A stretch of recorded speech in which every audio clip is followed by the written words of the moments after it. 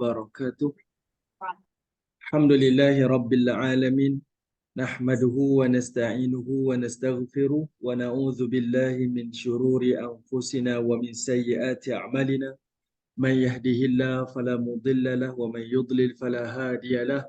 Asyhadu an la ilaha illallah wahdahu la syarika lah wa asyhadu anna Muhammadan abduhu wa rasuluh. Amma ba'.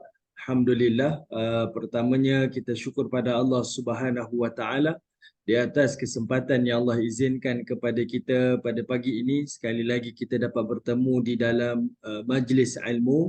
Semoga Allah Subhanahu wa taala melimpahi dengan kebaikan, kerahmatan, ketenangan dan juga keberkatan dalam kehidupan kita insya-Allah. Dan semoga dengan ilmu yang Allah Subhanahu wa taala berikan kepada kita agar dia menjadi bimbingan kepada hati-hati kita dengan taufik dan hidayah daripada Allah, seterusnya menerangi jalan-jalan kehidupan dunia ini dengan cahaya ilmu, sehinggalah kita kembali kepada Allah di negeri akhirat nanti dalam keadaan Allah menerima seluruh amal soleh kita dan Allah juga mengampuni dosa-dosa kita insya-Allah. Amin ya rabbal alamin. Baik, ibu-ibu yang dirahmati oleh Allah Subhanahu wa taala, insya-Allah perbincangan kita pada pagi ini menyambung lagi, iaitu tafsir dan tadabbur daripada surah Al-Qasas, surah yang ke-28, dan kita akan menyambung pada ayat yang ke-78. Okey, pada ayat yang ke-78. Pada pertemuan yang lalu kita dah masuk dah dua ayat bercerita tentang Qarun, yang mana Allah Subhanahu wa taala bercerita tentang kisah kekayaan, nikmat kekayaan yang Allah berikan kepada Qarun. Ini bukan kaya yang biasa-biasa, ini kekayaan yang sangat-sangat luar biasalah. Okey, kekayaan yang Allah berikan kepada Qarun. Perbincangan kita pada siri-siri sebelum ini, Allah Ta'ala telah menyebutkan berkaitan tentang nikmat-nikmat yang lebih utama daripada nikmat harta ni, iaitu nikmat keimanan, nikmat hidayah, nikmat nikmat ketakwaan, dan Allah datangkan melalui dalil-dalil sebelum ini. Dan Allah Ta'ala juga bercerita tentang nikmat kekayaan. Tetapi nikmat kekayaan yang Allah datangkan di sini adalah sebagai satu kebinasaanlah kepada manusia, dan Allah Ta'ala tunjukkan melalui watak Qarun. Watak Qarun. Ini cerita tentang manusia terdahulu, umat terdahulu. Tetapi pengajaran dia secara konsistennya kekal relevan beribu tahun. Ini cerita sebelum zaman Nabi ni, daripada kisah Nabi Musa, selepas zaman Nabi Musa sehinggalah ke zaman hari ini, dan boleh jadi dia bertahan cerita ni berterusan sampailah ke hari kiamat yang kita tak tahu. Boleh jadi ada 1000 tahun lagi, 2000 tahun lagi, 5000 tahun lagi. Wallahu ta'ala alam, kita tak tahu. Tapi kisah ni akan kekal sehinggalah ke hari akhirat. Watak-watak manusia yang sama seperti mana yang Allah rakamkan melalui kisah Qarun dan juga Bani Israel. Okey. Ayat sebelum ni 76 dan 77, mula-mula Allah cerita tentang kekayaan Qarun. Okey, yang mana dia memiliki gedung kekayaan dia, dan gedung kekayaannya kuncinya itu dipikul oleh sekumpulan manusia lelaki yang gagah perkasa, dan mereka memikul kunci tersebut dengan rasa letih dan penat. Itu sebagai satu gambaran Qarun ni dia menyimpan harta dia. Dia tak manfaatkan harta, tetapi dia menyimpan harta dia. Dan itu adalah salah satu kesilapan orang yang diberikan kekayaan, nikmat harta ni, namun tidak dimanfaatkan. Okey, dia hanya kumpul, bertampuk-tampuk kekayaan dia dan dia tidak manfaatkan. Akhirnya kekayaan itu tidak menjadi apa-apa kebaikan kepada seseorang. Kemudian Allah Ta'ala sebut ayat 77 itu berkaitan tentang tentang kekayaan ini. Allah kata wabtaghi fima atakallahu daral akhirah. Kalau dalam bab harta ni, iaitu carilah apa yang Allah anugerahkan kepada kamu demi kebahagiaan di hari akhirat. Jadi kita dah bincang kan, ada 4 perkara. Nak ada harta boleh, tapi biarlah harta itu memberikan kebahagiaan kita di hari akhirat. Kedua, wala tansa nasibaka minad dunya. Ketiga, wa ahsin kama ahsanallahu ilaik. Keempat, wala tabghil fasada fil ardh. Ada 4 perkara yang Allah Subhanahu Wa Taala highlightkan. Mudah-mudahan ini menjadi teladan, ingatan dan pengajaran kepada kita semua. Okey, sekarang kita akan sambung lagi perbincangan berkaitan tentang Qarun. Okay, bila Bani Israel tegur pada Qarun ni yang menunjuk-nunjuk kekayaan dia dengan kesombongannya dalam keadaan dia melakukan pengkhianatan kepada Bani Israel, lalu apa respon daripada Qarun? Respon Qarun kepada Bani Israel yang tegur dia. Qala, kata Allah Ta'ala, Qarun pun menjawab, innama utituhu ala ilmin indi. Dia menyebutkan, innama utituhu, aku diberikan harta ni ala ilmin indi, hanyalah kerana disebabkan ilmu yang ada pada aku, ataupun adalah kerana kebijaksanaan yang ada kepada aku. Yang ini yang Allah Subhanahu Wa Taala sebutkan. Baik. Pada ayat ini, kalimah ini, innama utituhu ala ilmin indi, kalau kita baca secara literal, seolah-olahnya Qarun ni tunjukkan kesombongan dia. Aku kaya sebab aku bijak. Aku kaya sebab aku berbakat.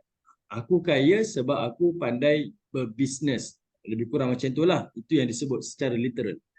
Tetapi Al-Hafiz Ibn Katsir, dia hurai dalam bentuk yang lain. Mungkin kita kata, saya tak macam Qarun. Saya tak rasa macam tu. Semua harta yang saya ada ni, saya tak nafikan Allah yang beri. Itu selalu yang kita keluar daripada mulut kita lah. Tetapi dalam huraian Al-Hafiz Ibn Katsir, dia kata tidak. Apa yang disebutkan oleh Qarun ni, sebab Qarun ni dia adalah pengikut Nabi Musa AS daripada kalangan Bani Israel. Kata Al-Hafiz Ibn Katsir ada dua, iaitu Qarun tak menafikan harta yang dia miliki itu adalah datangnya daripada Allah. Dia tak nafikan. Harta yang saya dapat ni, yang saya perolehi ni adalah harta yang datang daripada Allah. Sebab itu disebut utituhu, diberikan harta ni. Diberikan maksudnya ada sesuatu yang berikan saya harta ni. Maksudnya Allah lah yang berikan saya harta ni. Qarun tak nafikan Allah beri harta. Tetapi disebut dua perkara. Kata Hafiz Ibn Katsir, iaitu dia kata Allah beri harta kepada aku, iaitu Qarun, sebab aku berhak menerimanya. Iaitu satu kesilapan. Dan mungkin itulah yang kita selalu sebutkan. Kenapa saya ada ni? Sebab saya yang berhak dapat harta. Saya berhak. Kalau kita baca secara literal ayat, kita nampaklah memang betul-betul sombong lah. Sebab aku dapat harta ni, sebab aku pandai, sebab aku bijak. Kita dengar pun, oh dia ni sombong. Okay? Betul, ada sifat keakuan. Kalau secara literal. Tapi kata Ibn Katsir, Qarun dia tak nafikan yang dia dapat harta tu daripada Allah. Cuma bezanya, dia tambah lagi, aku dapat harta ni sebab aku yang berhak dapat harta ni. Aku berhak dapat harta ni sebab mungkin aku kerja keras, maka aku berhak dapat harta ni. Dia terlupa. Sebenarnya walaupun dia kerja keras, dia tak berhak dapat harta tu, melainkan Allah yang beri. Sebab itu kita boleh tengok dalam kehidupan kita, ada orang berusaha lebih, Allah tak beri dia pun kekayaan. Ada orang yang tak berusaha, Allah beri dia kekayaan. Mungkin kekayaan dari sudut keturunan dia ke, mungkin daripada kekayaan dari sudut kerabat dia ke. Maksudnya dari sudut kita, berhak tak berhak tu bukan hak kita sebenarnya. Allah memberi mengikut kehendak dia. Jadi Qarun, kesilapan pertama dekat situ, dia akui Allah beri dia harta. Tapi dia kata sebab aku berhak dapat harta ni. Dan yang kedua, iaitu Qarun menyangka-nyangka kenapa dia berhak dapat harta? Sebab Allah mencintai aku. Yang ini dia ada dua unsur dekat situ. Pertama, iaitu menunjukkan kepada kita Qarun ni dia ada perasaan ujub. Perasaan ujub. Dia rasa dia dapat nikmat, dia rasa dia dapat harta, dia rasa dia dicintai oleh Allah. Dan ini bukankah menjadi sifat kepada Abu Jahal dan juga pembesar-pembesar Mekah? Kalau Tuhan tak sayang saya, kenapa saya jadi pemerintah dekat tanah haram? Kalau Tuhan sayang kamu, kenapa kamu jadi orang miskin di tanah haram? Yang itu yang menyebabkan manusia melihat, betul juga. Kalau Tuhan sayang kepada orang-orang Muslim di Mekah, sudah tentulah orang Muslim ni tak jadi orang yang lemah, tak jadi orang yang ditindas, tak jadi orang yang itu. Kita tengok orang yang ni, oh kaya pula dia, hebat pula dia, berharta pula dia, ada pengaruh pula dia. Nampak Tuhan lebih sayang pada orang yang berharta ni daripada kalangan orang kufur. Yang itu sebenarnya yang Allah Ta'ala nak bagi tahu kepada kita, dan itulah yang disebutkan oleh Al-Hafiz Ibn Katsir, disebutkan oleh Qarun. Maksudnya, Qarun mengakui saya ada harta ni sebab Allah bagi. Tapi yang menjadikan dia terpesong sebab dia kata dia berhak dapat harta. Dia berhak dapat harta tu. Kalau dalam bahasa kita lah, aku lebih layak dapat harta lah, bukan kau. Itu bahasa kita lah. Dia akui Tuhan beri dia harta. Tapi dari satu sudut, aku lebih berhak dapat harta ni, lebih layak dapat harta ni, bukan kau. Kau tak layak dapat harta. Sebab aku belajar rajin-rajin, aku pandai, aku itu. Ya, itu menjadi satu kesilapan. Dan sebab itu, hati-hati dalam ucapan-ucapan kita, ataupun juga hati-hati dari sudut kita melihat nikmat yang Allah berikan kepada kita. Ada orang mungkin dia boleh merasakan sepanjang hidup dia, bila saya buat satu sentuhan kepada satu benda ni, memang berjaya, memang sukses. Seolah-olahnya kerana air tangan dia lah menjadikan sesuatu perkara tu mesti sukses. Kerana apa? Sebab kerja kuat dia, sebab cara dia berfikir, sebab dia punya itu, sebab akhirnya dia tak perasan, dia terlupa sebenarnya apa yang dia miliki semuanya adalah kurniaan daripada Allah Subhanahu Wa Taala. Dia bukan sebab kamu berhak ataupun tak berhak, sebab Allah yang berkehendak. Okay, sebab itu saya sebutkan tadi. Ada orang kaya tanpa berusaha pun, sebab keturunan dia kaya, sebab kerabat dia kaya, sebab itu, sebab ini. Ada orang yang berusaha tapi dia tak kaya pun. Yang kita boleh tengok dalam keadaan sekeliling kita. Okey. Sekarang kita tengok, minta Cik Syikin bantu saya, tengok pada surah Al-Hadid ayat yang ke-20. Saya rasa ibu-ibu di sini yang selalu ikuti kuliah saya, kita pernah bahas ayat ini. Okay, dan kita akan tengok. Okay, kita akan tengok pada ayat ini, yang mana Allah Subhanahu Wa Taala menyebutkan kepada kita, iaitu semua nikmat yang kita dapat ni sebenarnya adalah kurniaan daripada Allah Subhanahu Wa Taala, di atas kehendak Allah, bukan dari sudut kemampuan kita. Okey. Baik, kita tengok. Okey. Pada ayat 20 surah Al-Hadid, surah yang ke-57. Tengok Allah mulakan dengan Allah berikan kesimpulan tentang sifat kehidupan dunia. I'lamu annamal hayatud dunya. Allah kata ketahuilah sesungguhnya kehidupan dunia. Lalu Allah sebut kehidupan dunia ni ada 5 ciri dia, 5 sifat dia. Dan Allah lah Tuhan yang paling tahu tentang kehidupan dunia, sebab dialah Tuhan yang menciptakan kehidupan dunia. Maka kata Allah Ta'ala, kehidupan dunia ni yang kita tengok indah ni, kata Allah pertama, dia adalah la'ibun, dia adalah main-main. Walahwun, dia adalah hiburan. Wazinatun, dan dia adalah perhiasan. Watafakhurun bainakum, dan dia adalah sesuatu yang menyebabkan kamu bermegah-megah di antara kamu. Watakathurun fil amwal wal aulad, dan membanyak-banyakkan harta kamu dan zuriat-zuriat kamu. 5 perkara ni, kalau ikut hati saya macam nak ulas lah, tapi takut mengambil masa yang panjang, saya tak nak ulas lah. Cuma kalau ada masa ibu-ibu boleh tengok 5 perkara yang Allah sebut ni, 5 perkara ni bercerita tentang hakikat kehidupan dunia. Kita faham 5 perkara ni, kita akan rasa, ya Allah, dunia ni tak ada apa-apa pun sebenarnya. Sebab Allah Ta'ala bercerita tentang kehidupan hakikat dunia ni. Okay? Baik. Kemudian yang saya nak highlightkan, bila Allah datangkan perumpamaan. Allah kata apa? Kamathalil ghaithin a'jabal kufar nabatuh, thumma yahiju fatarahu musfarra, thumma yakunu hutama. Okay, perhatikan ayat ini. Allah Ta'ala kata apa? Kami umpamakan ghaithin, iaitu hujan lebat. A'jabal kufar nabatuh. Allah datangkan hujan lebat menyebabkan al-kufar, iaitu pekebun-pekebun. Petani-petani ni ajab, dia rasa happy, gembira. Nabatu, kerana apa? Sebab tanaman-tanaman dia tumbuh. Thumma yahiju, kemudian menjadi subur, menghijau. Lepas hujan tu menjadikan dia tumbuh menghijau. fatarahu musfarra. Kemudian kamu akan tengok nanti daripada kebun ni segar, dia berubah menjadi kekuningan. Summa yakunu hutama, dan dia berubah menjadi hancur. Okey, perhatikan ayat ni. Allah Ta'ala nak beri kesimpulan mudah sebenarnya melalui satu analogi berkaitan tentang kehidupan dunia. Pertama, bila Allah kata apa? Kehidupan dunia ni macam adanya kufar, macam adanya petani ataupun pekebun.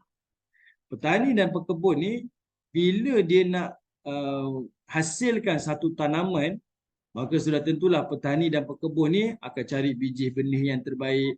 Dia mesti pelajari ilmu, dia tahu macam mana nak bancur tanah, lalu dia pun kena selalu siram, dia pun kena ada kalanya kena meracun, sampailah satu tempoh yang berbulan-bulan tu tumbuhlah tanaman yang segar-segar seperti mana yang dia kehendaki. Tapi menarik pada contoh di sini sebab Allah gunakan perkataan ghaithin. Allah Ta'ala nak highlight kehidupan dunia secara zahirnya kamu tengok, kamu nak dapat hasil, kamu kena usaha macam pekebun tadi. Dia nak dapat tanaman yang hijau, dia kena buat daripada mula.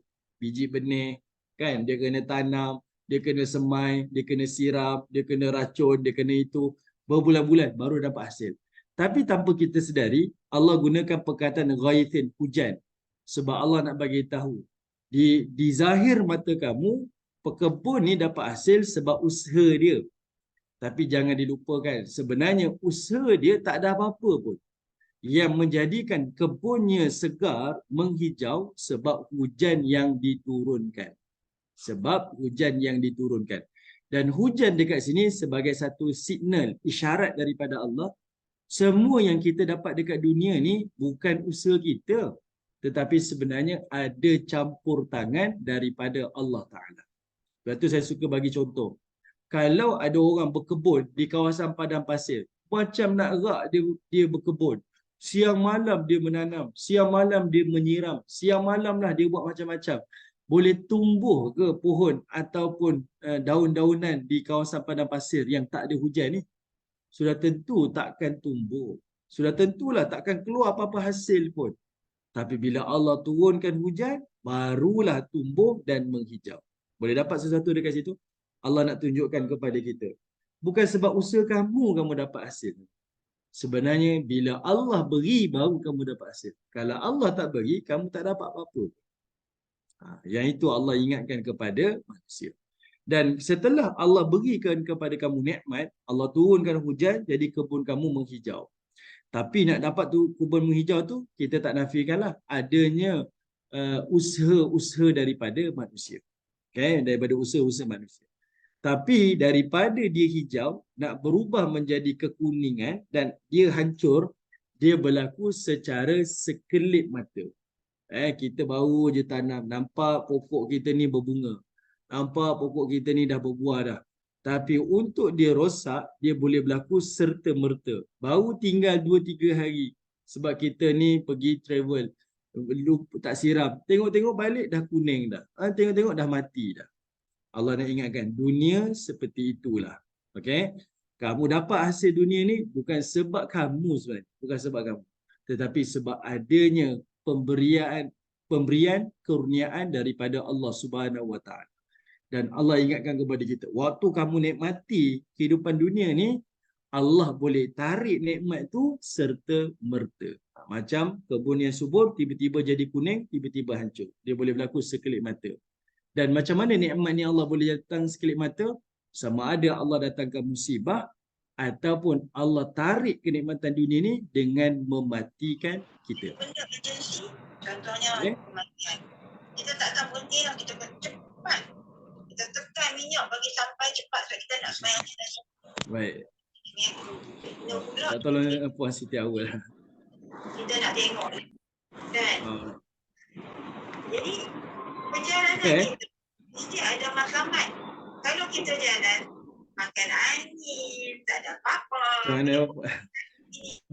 Okey, terima kasih Puan Siti Awal. Minta maaf ya. Okey. Baik, sekarang ini antara contoh yang kita boleh nampak macam mana Allah Subhanahu Wa Taala nak tunjukkan kepada kita, jangan kamu jadi macam Qarun. Okey? Apa yang saya dapat, satu kebijakan saya, sebab saya berbakat, sebab saya ni ada otak bisnes, sebab saya kerja kuat. Akhirnya dia rasa bila sesuatu tu berjaya, datang daripada usaha dia. Dan akhirnya dia mula mencemuh orang lain. Orang lain ni tak layak lah, orang lain ni tak tahulah, orang lain ni lambat lah, orang lain ni pasif lah. Seolah-olahnya dialah yang segala-gala. Silap Silap. Okay? Ni kita boleh perhatikan sebenarnya. Benda ni boleh berlaku dalam keadaan kita tidak sedar. Okay? Kita tidak sedar. Sebab kita kena ingat, yang kita rasa orang ni pasif, orang ni itu, sebenarnya kita pun tak buat apa-apa pun. Sebenarnya kita pun tak buat apa-apa. Kita hanya cakap bagi arahan, oh kamu ni. Kalau orang tu tak buat, berjalan ke benda tu tak berjalan pun. Sebab itu kita kena beringat, semua benda ni berjaya bukan kita, tetapi adalah usaha-usaha orang lain. Ada pertolongan-pertolongan orang lain. Dan yang paling penting, adanya iaitu kehendak daripada Allah Subhanahu Wa Taala, yang mana Allah Taala lah yang mengurniakannya. Okey? Baik, kita kembali balik pada surah Al-Qasas, cerita tentang Qarun. Okey. Jadi pada ayat surah Qasas tadi, bila Qarun kata innama utituhu ala ilmin indi, pertama dia menunjukkan sifat keakuan. Aku dapat ni sebab aku yang layak. Akulah yang paling bijak, akulah yang paling ada ilmu. Tapi dalam tafsiran yang lain, Ibnu Katsir kata apa? Dia mengakui nikmat harta yang dia dapat Allah beri. Tapi kesilapan dia iaitu dia merasakan dia berhak dapat tu. Sebab dia berhak dapat sebab dia usaha. Sedangkan dia terlupa. Dia sebenarnya tak berhak dapat. Dia dapat sebab Allah yang kurniakan. Okay? Memang dia akui Allah beri dia harta, tapi dia rasa dia berhak dapat. Kalau dia tak dapat, maksudnya Allah zalim pada dia. Tak sebenarnya. Kita tak boleh ada sangkaan macam tu. Dan kata Ibnu Katsir, sebab dia rasa dia disayangi Tuhan, sebab itu dia ada harta. Sebab itu kita boleh tengok ada orang dia suka buat comparison. Kalau Tuhan sayang kamu, mesti kamu kaya. Kalau Tuhan sayang kamu, mesti hidup kamu mudah. Tak macam tu. Tidak macam tu. Tak semestinya seperti itu. Sebab itu kita boleh tengok contoh-contoh daripada umat-umat terdahulu. Allah beri dia harta, Allah juga musnahkan mereka. Sebab diberikan kekayaan, diberikan harta, itu bukan tanda Allah redha sebenarnya. Boleh jadi Allah Ta'ala sedang meninggikan tempat untuk dia jatuh pada satu masa nanti. Okay? Lagi tambah kaya, lagi tinggi dia duduk. Lagi kaya, lagi tinggi dia duduk. Dan satu masa Allah Ta'ala lepaskan dia. Dan waktu tu jatuhnya itu lebih tinggi. Dan jatuhnya itu lebih sakit daripada jatuh di tempat yang rendah. Itu kita kena beringat selalu. Okey, baik. Kedua, kita tengok Allah Ta'ala sebut. Awalam ya'lam annallaha qad ahlaka min qablih minal quruni man huwa asyaddu minhu quwwatan wa aktharu jam'a. Kata Allah Subhanahu wa Ta'ala. Kata Allah Subhanahu wa Ta'ala, kalaulah Qarun tu ada ilmu, sebab disebutkan ilmin indi, sebab aku ni ada ilmu, kalaulah Qarun tu ada ilmu ataupun dia bijak, awalam ya'lam, apakah dia tidak mengetahui annallaha qad ahlaka min qabli, bukankah Allah Ta'ala ahlaka, telah binasakan umat-umat sebelum dia. Bukankah Allah Ta'ala telah binasakan umat-umat sebelum dia.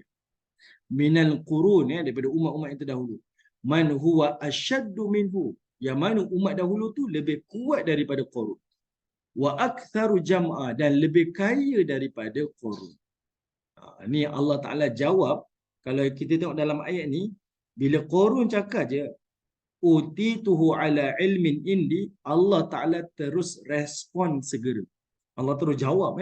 Allah terus jawab pada ayat tu. Kalau kamu bijak, kamu tak tengok ke umat-umat terdahulu ada kisah-kisah seperti ni. Maksudnya apa? Kalau kita hari ni baca.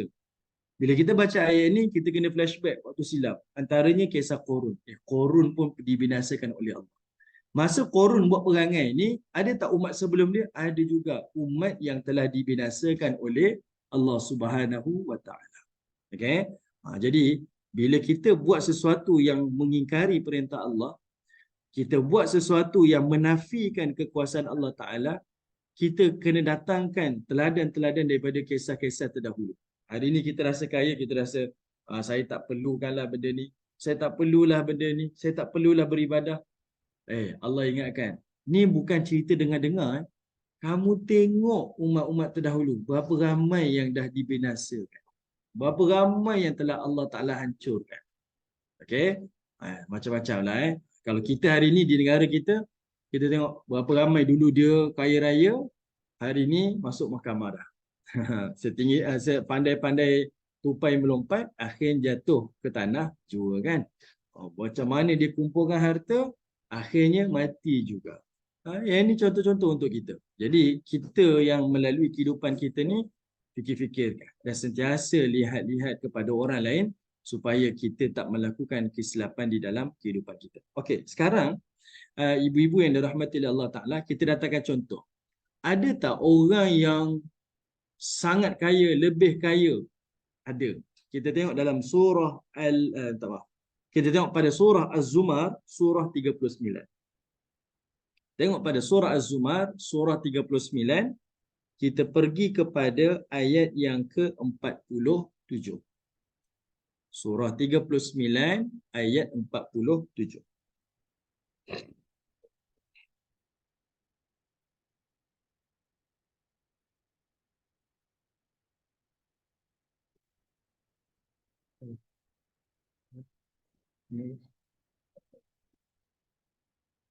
Okey, kita tengok ayat 47. Allah Subhanahu wa taala menyebutkan, walau anna lilladzina zalamu ma fil ardi jami'a wa mithlahu ma'ahu laftadau bihi min su'il azabi yaumal qiyamah. Dan sekiranya orang-orang yang zalim itu mempunyai segala apa yang ada di bumi, disertai sebanyak itu lagi. Maksudnya dia ada 2 kali ganda. Apa yang ada dekat dunia itu semua milik dia, ditambah lagi sekali ganda lagi. Kata Allah Ta'ala, laftadau bihi min su'il azabi yaumil qiyamah. Nescaya mereka sanggup untuk tebus semua harta itu daripada mereka diseksa dengan azab yang terlalu pedih di hari kiamat. Ini Allah Ta'ala sebut bila seseorang tu dia azab di dalam neraka Allah Subhanahu Wa Ta'ala, dia tahu kalau boleh azab itu ditebus dengan semua yang dia miliki ataupun 2 kali ganda daripada dunia ni, dia sanggup. Tanpa teragak-agak dia akan tebus. Dan ini disebutkan dalam satu hadis yang sahih, iaitu baginda Nabi SAW mengingatkan kepada kita melalui riwayat Al-Bukhari dengan sanad yang sahih. Nabi cerita daripada Anas bin Malik. Nabi kata apa? Nabi SAW pernah bercerita, innallaha yaqulu, Allah Ta'ala telah berfirman, li ahwani ahlin nar ri'azaba. Allah berfirman kepada seorang penghuni neraka yang paling ringan azab. Penghuni neraka yang paling ringan azab. Apa penghuni neraka yang paling ringan azab? Iaitu dia ambil satu bara daripada api neraka, lalu diletakkan di telapak kaki penghuni neraka. Itu azab yang paling ringan lah. Dan orang yang kena azab ni iaitu Abu Talib, pakcik baginda Nabi SAW. Nabi nak bagi gambaran. Orang yang paling ringan azab ni diletakkan bara api dekat tapak kaki dia. Lalu Allah kata pada dia, kata Allah, lau anna laka ma fil ardi min syai' kunta taftadi bih. Kalau kamu memiliki satu macam harta yang ada dekat dunia, nak tak kalau kamu tebus semua harta yang kamu miliki itu untuk lepas daripada azab. Azab daripada bara api neraka. Qala, kata penghuni neraka yang paling ringan azab ni, dia kata, na'am. Ya, saya nak. Maksudnya apa? Dia kata, bercakap, respon kepada Allah tanpa teragak-agak, tanpa ragu-ragu. Kalau saya ada harta sebanyak mana pun, kalau itu boleh membebaskan saya daripada azab Allah, sekarang juga saya akan tebus. Sekarang juga. Dalam hadis yang lain, Nabi menyebutkan harta yang disebutkan situ iaitu dia memiliki emas yang sepenuh bumi. Emas sepenuh bumi. Kalau emas sepenuh bumi yang saya miliki ni boleh tebus daripada azab, sekarang juga saya nak tebus. Kenapa Nabi cerita dalam hadis ni? Sebab Nabi nak bagi tahu, orang yang paling ringan azab dalam neraka, bila dia terkena azab, dia rasa dialah yang paling teruk azab dalam neraka. Sehingga kan dia tak peduli. Asalkan apa sahaja yang dia boleh buat untuk dia tebus kesilapan dia tu daripada terkena azab, dia sanggup buat. Walaupun dia terpaksa gadai seluruh harta dia, walaupun dia miskin. Yang penting dia tak nak kena azab. Yang itu yang Allah Ta'ala nak highlight pada ayat ini. Okay? Bahkan Allah tunjuk ayat ini lebih berat lagi. Dia ada harta sepenuh bumi dan ada sama macam tu lagi, 2 kali ganda bumi. Kalau harta tu dia ada, dia sanggup tembus. Yang penting dia tak nak kena azab di hari akhirat. Wa badalahum minallahi ma lam yakunu yahtasibun. Lalu kata Allah Subhanahu wa taala, setelah jelas nyatanya kepada mereka adanya hukum Allah, azab mereka yang tidak pernah fikirkan. Orang-orang yang macam ni dulu dekat dunia tak pernah fikir pun tentang balasan hukuman daripada Allah. Okey, kita turun ayat 48. Allah Subhanahu wa taala sambung lagi. Wa badalahum sayyi'atu ma kasabu wa haqa bihim ma kanu bihi yastahzi'un. Dan sudah tentu akan nyata kepada mereka keburukan-keburukan yang telah mereka lakukan. Dan mereka akan diliputi oleh azab yang mereka dulu ejek-ejekkan. Dulu duduk main-main kan, kita dah maklum, kita dah ingat semua yang kamu miliki ni akan dihisap, semua yang kamu tindas ni akan dihisap kan, kamu bolot harta ni tak beri pada orang yang fakir miskin akan dihisap. Dia buat tak peduli je. Mungkin dia tak mengejek dengan lidah dia, tetapi dia mengejek-ngejek dengan perbuatan-perbuatan dia. Lagi ditegur, lagi ditambah. Lagi ditegur, lagi dia zalim. Dan ini kita boleh saksikanlah. Kemudian yang kita nak highlight pada ayat 49. Tengok ayat 49. Ini cerita tentang ucapan Qarun. Yang mana dia kata, فَإِذَا مَسَّ الْإِنسَانَ الضُّرُّ. Apabila manusia ni, ni Allah cerita, dekat dunia dulu, manusia-manusia ni, kalau dia ni disentuh dengan musibah. Perhatikan, Allah sengaja gunakan perkataan massa. Maksudnya, bila kita diuji dekat dunia, sebenarnya itu bukan azab sebenarnya. Allah bukan azab manusia dekat dunia ni. Disempitkan rezeki, itu bukan azab. Allah Ta'ala mungkin binasakan dia. Dia bukan azab. Tetapi ia adalah massa. Dia adalah satu sentuhan saja. Kenapa Allah sebut sentuhan? Sebab Allah nak bagi tahu sebenarnya ini adalah cara Allah membelai manusia supaya ingat kepada dia. Terkena satu ujian, terkena satu musibah adalah untuk kembali kepada dia. Bukan terkena satu ujian, terkena satu musibah lagi jauh daripada dia. Kita boleh perhatikan pada diri kita. Masa kita sihat ni, okeylah, saya jaga jamaah, saya boleh beribadah. Tapi bila kita dihimpit dengan satu ujian ataupun jatuh sakit, kita pelik kan? Lagi sakit, sepatutnya lagi kuat beribadah. Sebab kita tahu ujian ni datang daripada Allah. Jadi berserahlah pada dia. Tapi ramai orang lagi sakit, lagi tak beribadah. Lagi sakit, lagi tak solat. Ambil mudah sangat. Boleh jadi dia tak ada ilmu tentang ibadah solat, macam mana solat ketika sakit. Dan boleh jadi juga dia ni tidak memiliki waris-waris yang akan ingatkannya untuk ibadah solat. Kan kalau ibu-ibu pergi ziarah orang-orang sakit kan, kita datang bawa buah tangan. Cuba masa kita datang ziarah tu tanya, dah solat ke belum? Apa respon orang sekeliling kita? Orang ni sakit, tak payahlah, nanti-nantilah. Betul tak? Sedangkan benda tu sangat penting. Ingat, ujian yang Allah datang kat dunia, ia adalah masa. Dia adalah sentuhan daripada Allah.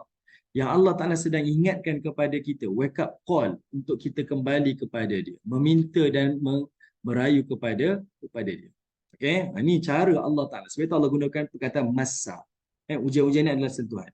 Jadi Allah kata apa? Bila Allah uji mereka, da'ana. Dia akan minta kepada Allah. Bila kena ujian, dia minta kepada Allah. Thumma idza khawwalnahu ni'mah.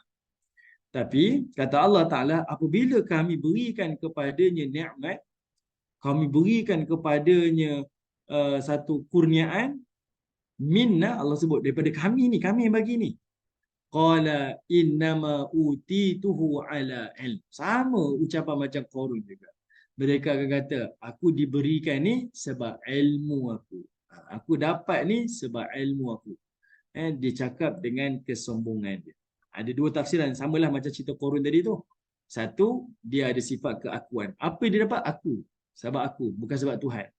Yang kedua, dia mengakui mungkin Tuhan yang beri pada dia, tapi dia rasa dia berhak dapat daripada Tuhan. Orang lain tak berhak sebab dia yang paling berusaha. Kalau orang sekarang sebutlah, dialah yang terpaling bekerja. Dialah yang terpaling berusaha. Dialah yang terpaling bijak. Dialah terpalinglah dia tu. Okay?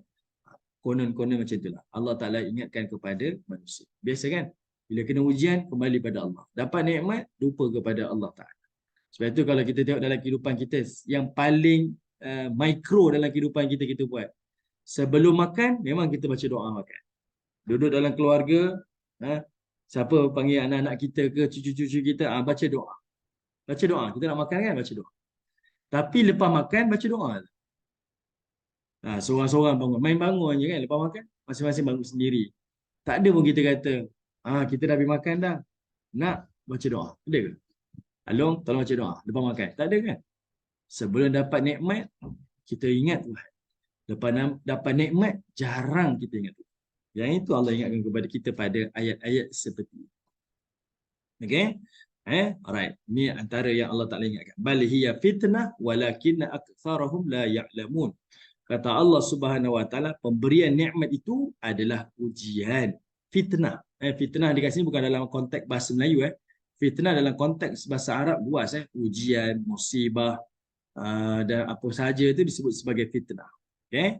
Jadi Allah Ta'ala sebut, ya Allah beri nikmat tu sebenarnya ujian. Sebab Allah nak nilai kamu.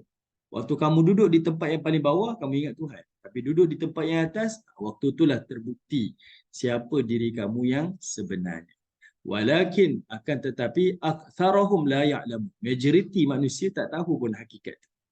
Okey, majoriti manusia tak nampak pun perkara tersebut. Sebab itu dalam hal-hal mikro makan yang selalu kita makan hari-hari ni, benda tu penting untuk kita didik diri kita dan didik keluarga kita. Nak makan, ya kita baca doa bagus. Tapi lepas makan, jarang kita baca doa. Jarang. Okey, jadi ingatkan. Mungkin kita baca sendiri-sendirilah kan. Kalau bacalah. Tapi kita didiklah keluarga kita sama-sama baca doa. Boleh baca doa sebelum makan, kenapa tak baca doa selepas makan? Okey? Baik, sekarang kita nak pergi kepada surah Al-Kahfi. Okay, tengok pada surah Al-Kahfi, surah ayat yang ke-32. Okay, tengok pada surah Al-Kahfi ayat 32. 30 ke 32 Ustaz? 32. Right. Saya sebut Okey, kita tengok pada ayat yang ke-32. Okey. Di sini kita bicara berkaitan tentang fitnah harta. Ini kita dah bincang dulu tafsir surah Al-Kahfi. Ada 4 fitnah yang utamalah. Okey. Fitnah akidah, fitnah harta, fitnah ilmu, fitnah kuasa. Ini kita dah datangkan contoh dah. Jadi kita ulangi lagi sekali, tengok ayat ni, adanya fitnah harta. Iaitu kata Allah, wadrib lahum mathalan rajulaini ja'alna li ahadihima jannatain min a'nabin wa khafafnahuma binakhlin wa ja'alna bainahuma zar'a. Kata Allah Ta'ala, wadrib, kami datangkan satu contoh kepada kamu, mathalan rajulaini, tentang ada 2 orang lelaki. Li ahadihima, salah seorang daripadanya, jannataini min a'nabin wa khafafnahuma bin nakhl, iaitu salah seorang daripada mereka itu adanya 2 buah kebun anggur dan kami kelilingi kebun-kebun itu dengan pohon-pohon tamar. Ni saya nak highlight kan, yang kita baca surah Al-Qasas tadi, Allah cerita yang Allah respon kepada Qarun tadi. Qarun tu dia tak tahu ke? Dia tak bijak lah. Dia tak tahu ke dahulu ada umat yang Allah binasakan, dia lebih kuat daripada Qarun. Dan dia lebih kaya daripada Qarun. Jadi kita ambil satu contoh dekat sini lah. Ini untuk kita, respon pada diri kita. Melalui ayat Quran ni, ada tak orang lebih kaya daripada billionaire dekat dunia hari ni lah? Kita kata ni manusia pertama paling kaya di dunia ni. Allah nak tunjukkan, dahulu ada yang lebih kaya. Antaranya pemilik kebun ni. Dia ada jannatain, 2 milik kebun.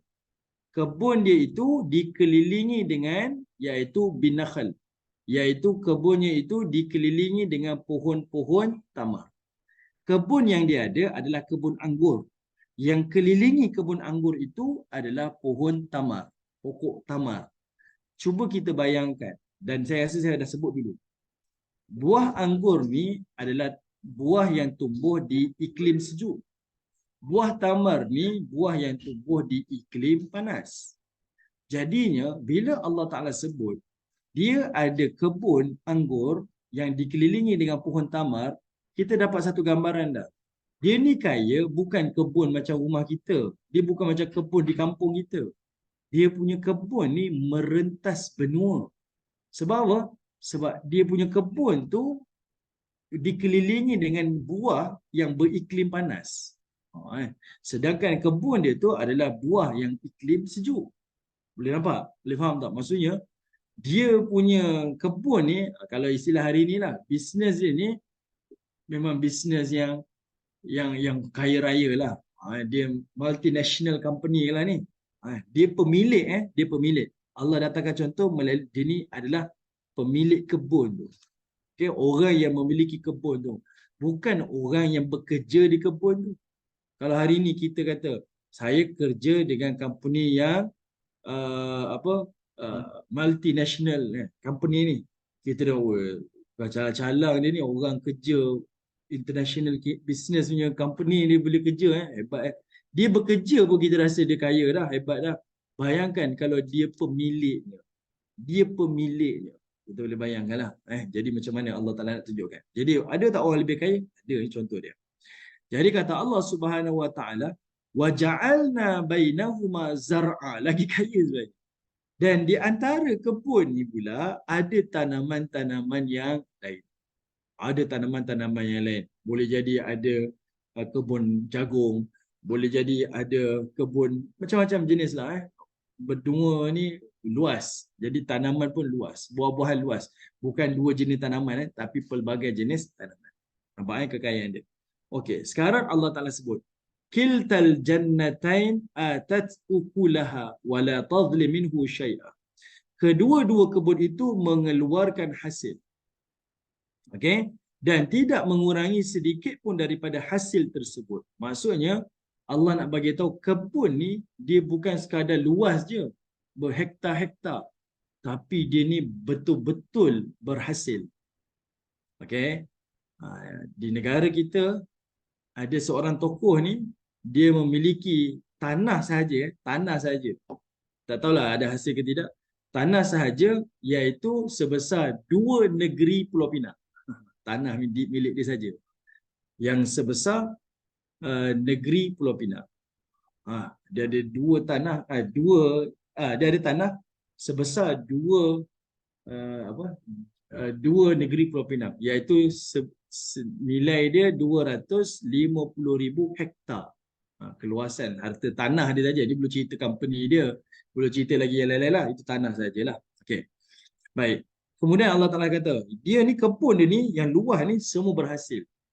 Dan Allah highlight lagi, walam tadhlim minhu syai'a. Tak mengurangi sedikit pun hasil. Dia memang subur, pokok-pokok hasil keluar. Wa fajjarna khilalahuma nahara. Lebih hebat lagi pula, di antara kebun-kebun ni adanya sungai-sungai yang mengalir lah. Ada sungai yang mengalir. Nak bagi tahu kalau ikut logik akal, kamu tengok company dia ni ataupun kebun dia ni, kalau macam ni lah buah dia, macam ni kualiti jenis dia, dia ni boleh makan 7 generasi. Dia ni boleh makan hasil ni 10 generasi. Kan kita pernah tengok ada orang macam tu. Saya punya kekayaan ni sejak daripada keluarga saya yang dulu-dulu punya kekayaan. Kita tengok pun tak habis makan ni harta dia ni. Bukan dia je, sampai anak cucu dia tak habis makan ni, banyak sangat harta dia. Contoh Allah datangkan contoh seperti itu melalui kebun. Milik kebun. Okey, kita tengok ayat bawah tu. Cik Syikin turun lagi, ayat 34. Lalu Allah kata apa lagi? Wa kana lahu thamar faqala li sahibi. Tuan kebun yang memiliki harta banyak ni, dia berkata kepada kawan dia, wa huwa yuhawiruhu ana aktsaru minka malan wa azzu nafara. Dia kata apa? Aku ni lebih banyak harta daripada kamu. Aku ni lebih berpengaruh dan aku ni memiliki pengikut-pengikut yang ramai.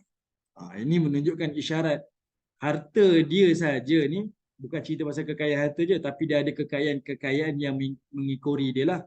Harta dia ada, kemudian pengaruh dia ada, follower pun dia ada.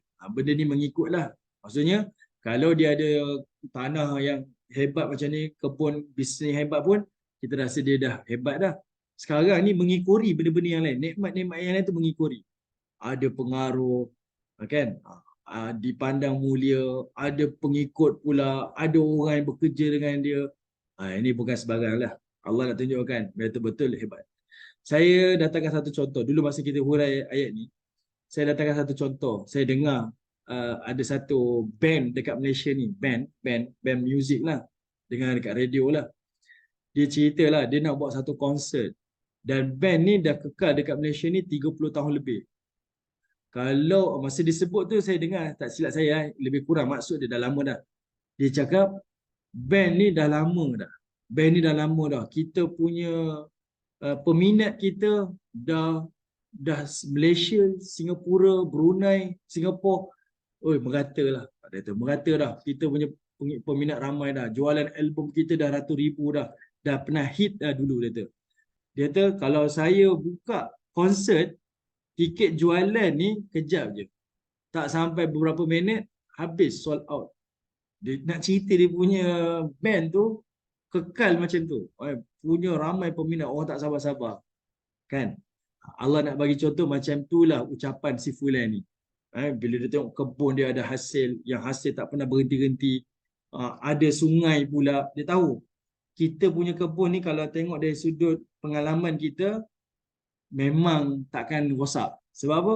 Sebab kita ada sungai. Kita tahu tanaman ni tahan berapa tahun lagi. Kita ada tanah yang kita dah habis hutang dah. Ni semua aset kita ni. Jadi dia berani cakap, saya lebih banyak harta dan saya ni ada pengaruh dan saya ni ada pengikut yang ramai. Okey, kemudian Allah sambung lagi. Kata Allah Ta'ala, wa dakhala jannata wa huwa zalimun li nafsi. Dan dia pun masuk ke kebun bersama dengan kawan-kawannya, bersama dengan rakannya tadi. Wa huwa zalimun li nafsi, dan dia melakukan zalim kepada dirinya sendiri. Kenapa dia zalim pada dirinya? Iaitu dia kufur kepada Allah Ta'ala.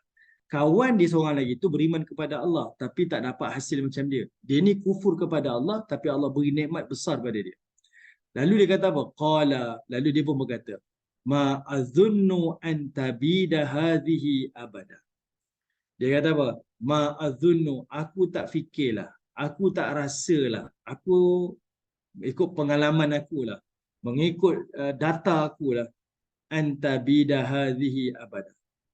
Kebun ni, aku tak fikir kebun ni akan binasa. Mengikut pengalaman dia, data dia, bacaan dia, tengok macam ni sungai, tengok dia punya kebun dia, hasil dia, takkanlah, benda ni kekal. Benda ni kekal. Macam kita tengok orang ada harta, dah ada aset sana, ada aset sini, company tu, company, tanah tu, tanah ni. Kita tengok dia, kalau macam ni, memang kaya lah. Boleh makan berketurunan-keturunan lah. Soalan macam tu. Kita yang tak ada harta macam tu pun kita rasa sombong kan. Kita tak ada tanah, company pun tak ada, apa pun tak ada. Kita rasa macam, oh saya ni kekal, okay, selesa dah. Bayangkan, orang yang ada macam-macam pun Allah nak bagi tahu, orang ni pun tak ada jaminan. Apatah lagi kita yang boleh jadi kekayaan kita tu daripada active income, bukan passive income. Ni ucapan kalimah yang tepat.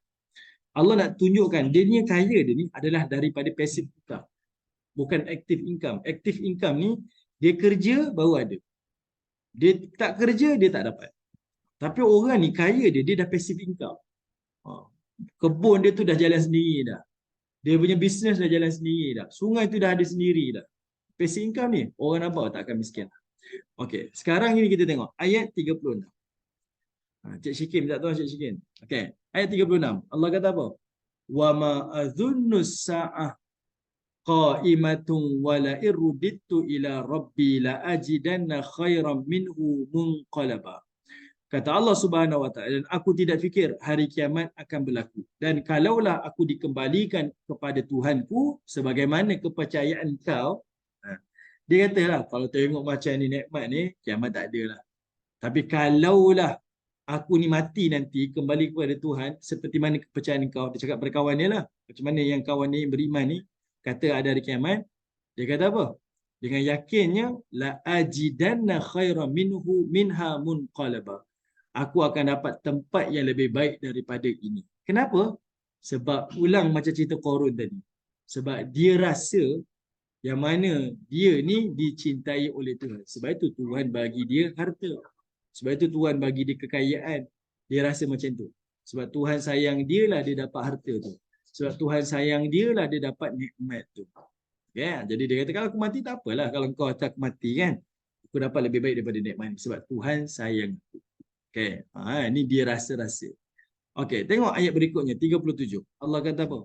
Qala lahu sahibuhu. Wa huwa yuhawiruhu akafarta billadhi khalaqaka min turabin thumma min nutfatin thumma sawwaka rajula. Kata Allah Subhanahu wa taala, berkatalah rakannya kepadanya semasa ia berbincang dengannya, patutkah engkau kufur ingkar kepada Allah yang menciptakan engkau dari tanah, kemudian daripada air mani, kemudian membentukmu dengan sempurna menjadi seorang lelaki. Okey, ayat ini adalah dakwah lah yang dilakukan oleh seorang sahabat yang beriman kepada sahabat yang kaya raya. Lakinnahu wallahu rabbi wa la usyriku bi rabbi ahada. Tetapi aku sendiri percaya dan yakin dengan sepenuhnya bahawa dialah Allah dan aku tidak sekutukan sesuatu pun dengan Tuhan aku. Okay, kita turun lagi. Walaula id dakhalta jannataka qulta ma sya Allahu la quwwata illa billah. In tarani ana aqalla minka malan wa walada. Dan sepatutnya, ini didakwah pada kawan dia, dan sepatutnya waktu engkau masuk kebun kau ni, patut kau kata masya Allahu la quwwata illa billah. Kau patut sebut perkataan ni sebenarnya. Masya Allah la quwwata illa billah. Semua yang ada ni semuanya di atas kehendak Allah. Tiada kekuatan aku ni melainkan Allah saja yang bagi ni. Iaitu sama macam pengajaran kisah Qarun tadi tu.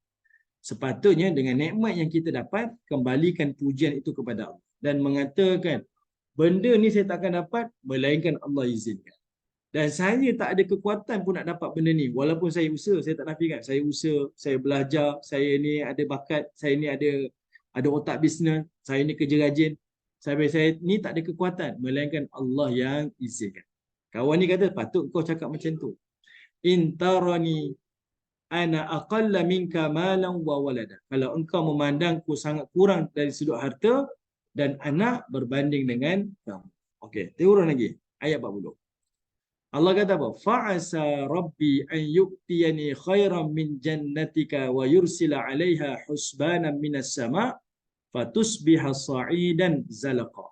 Maka mudah-mudahan Tuhanku akan kurniakan kepada aku lebih baik daripada kebunmu. Dan aku bimbang dia akan menimpakan kepada kamu bala bencana dari langit sehingga menjadikan kebun-kebun kamu itu tanah yang licin tandus. Au yusbiha ma'uha ghauran falan tastati'u lahu talaba.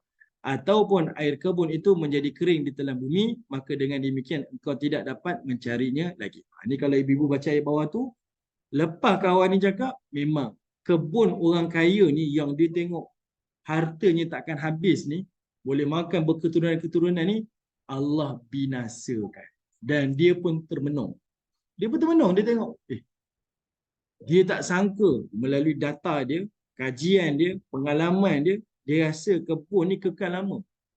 Tapi dia hancur kebun ni sekelip mata. Dan dia menyesal sungguh. Dan dia mengakui patut saya ni beriman macam sahabat saya. Ini ibu boleh tengoklah ayat-ayat di bawah tu. Cuma yang saya nak highlightkan dekat sini sama macam kisah Qarun tadi. Pertama, dia rasa dia paling berhak untuk dapat kekayaan tu sebab mungkin dia rasa dia bijak. Walaupun dia mengakui Allah beri pada dia, tapi seolah-olahnya dia yang macam kontrol. Aku patut dapat sepatutnya sebab aku yang buat. Jadi Allah kena bagi pada aku. Kedua, dia rasa, dia menyangka Allah sayang dia. Dia rasa Allah cintai dia. Sebab itu dia dapat nikmat-nikmat tersebut. Okey. Sekarang ni ibu-ibu, kalau kita tengok dalam tafsir surah Al-Kahfi ni dan dahulu-dahulunya kita punya perbincangan, saya selalu sebut bila kita sampai ke ayat ni ada satu pengajaran pada ayat ni. Cik Syikir naik sikit. Setiap kali kita dapat nikmat, ayat 39 ni kena kita amalkan. Kita masuk rumah kita, kita rasa rumah kita paling tenteram. Kita rasa selesa dengan rumah kita. Kita rasa keluarga kita ni menenangkan kita. Kita rasa pasangan kita ni menjadikan kita rasa selesa. Kita ada kawan, kita ada bisnes, kita ada itu, ada networking, kita ada macam-macam kita buat. Semua yang nikmat kita ada tu, kembalikan pujian kepada Allah, sebutlah Masya Allah la quwata illa billah. Mesti sebut. Tengok rumah nikmat, Masya Allah la quwata illa billah. Naik kereta yang kita rasa best sangat ni, Masya Allah la quwata illa billah. Kalau Allah berkehendak, Allah bagi. Dan aku tak ada kekuatan pun. Walaupun aku kerja keras, walaupun aku kumpul duit banyak-banyak, aku buat benda ni, aku tak ada kekuatan pun. Tapi sebab Allah rezekikan, aku dapat. Yang ni mesti sebut. Kembalikan semua nikmat tu kepada Allah. Kerana apa? Sebab pujian kepada Allah ni akan lindungi nikmat kita ni daripada dibinasakan. Okay? Dia akan menjadikan nikmat yang kita miliki ni akan dibinasakan. Yang ni saya selalu highlightkan benda ni. Kalau tidak, bila kita ada nikmat dan kita tengok nikmat tanpa kembalikan pujian kepada Allah, dia akan terkena ain. Saya dah sebut dulu. Dia akan terkena ain. Orang kita sebut penyakit ain. Sebab itu Nabi sebut ainun haqqa. Penyakit ain ni benda yang betul, benda yang memang berlaku. Dan penyakit ain ni dia bukan kena pada budak-budak je. Dia boleh kena pada budak-budak dan dia boleh kena pada orang dewasa. Dan penyakit ain ni bukan hanya pada pujian. Cantik rumah dia.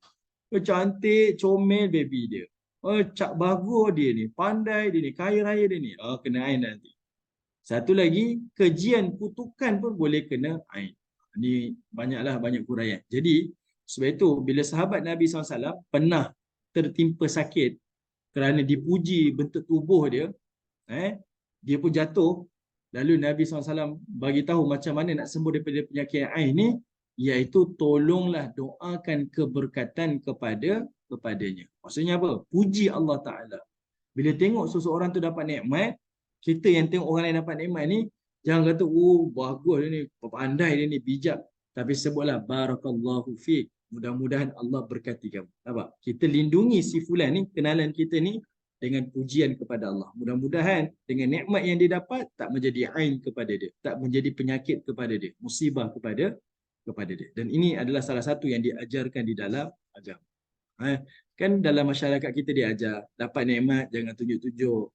Kan? Dapat nikmat jangan cerita-cerita ke orang. Tapi kita dah duduk di zaman media sosial ni, semua benda nak tunjuk, semua benda nak cerita pada orang. Okey?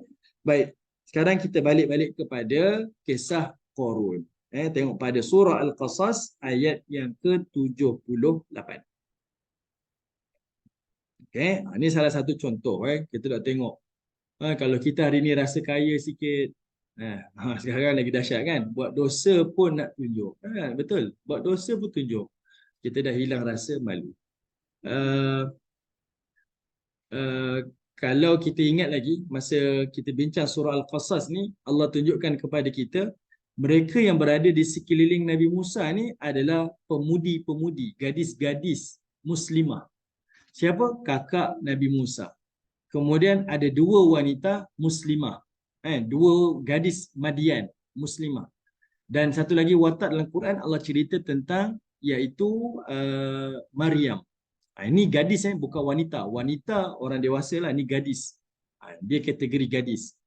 Allah datangkan gadis-gadis muslimah ni, tengok. Allah Ta'ala bila sebut tentang kakak Nabi Musa, Allah tak sebut pun siapa nama dia.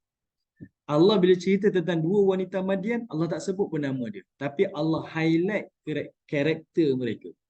Kakak Nabi Musa ni, dia kejar Nabi Musa ketika dia hanyutkan di sungai. Lalu dialah yang pergi jumpa dengan wakil istana, bagi tahu ada suatu keluarga boleh susukan baby ni. Kat situ Allah tunjukkan sifat gadis wanita muslimah ni, iaitu orang yang proaktif, orang yang ligat, aktif, orang yang cerdas, berani. Allah highlightkan karakter-karakter seperti itu. Cerita wanita Madian, Allah Ta'ala bagi tahu mereka ni pemalu, mereka ni terhormat.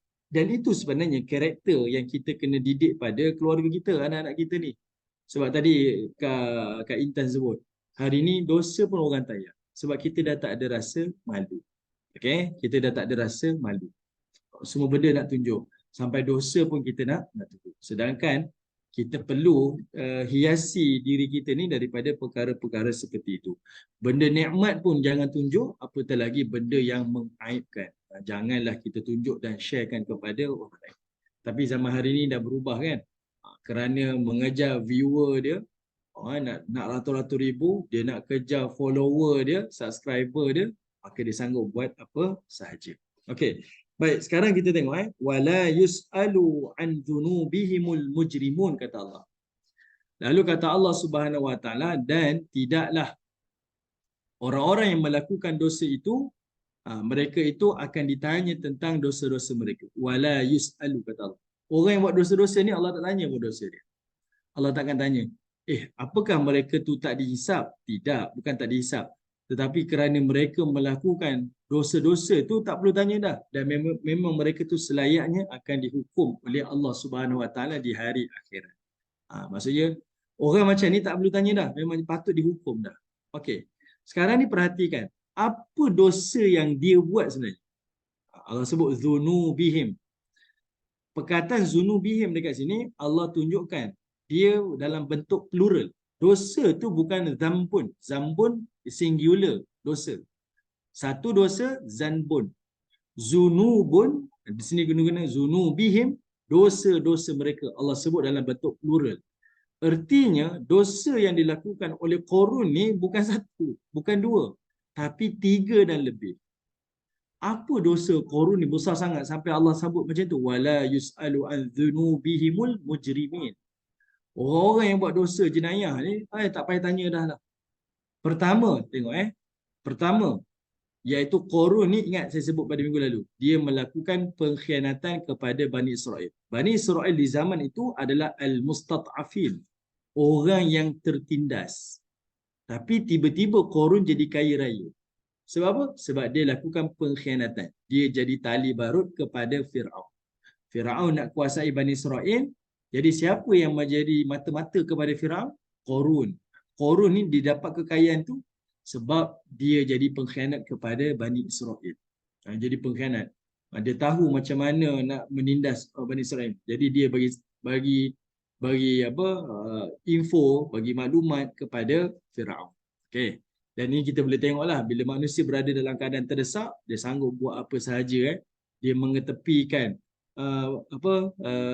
amanah dia, sayang kepada negara dia, sayang kepada bangsa dia, dan dia sanggup melakukan pengkhianatan demi kerana harta dia. Jadi ini adalah satu dosa dan jenayah di dalam agama.